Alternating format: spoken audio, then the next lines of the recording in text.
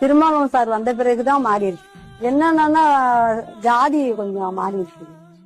அவங்க ஏற்கனவே நாங்க இருந்ததெல்லாம் வேற.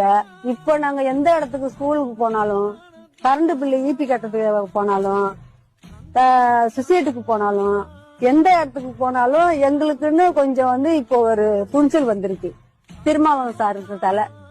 அப்பெல்லாம் எங்களுக்கு அது மாதிரிலாம் கிடையாது. அப்பெல்லாம் நாங்க ஒதுங்கிதான் இருப்போம். திருமாவளவன் சார் வரணும், இது மாறணும். எங்களை எந்த இடத்துக்கு போனாலும் ஒரு ஒதுக்கி பார்க்காத ஒத்துமையோட எங்களை பார்க்கணும்.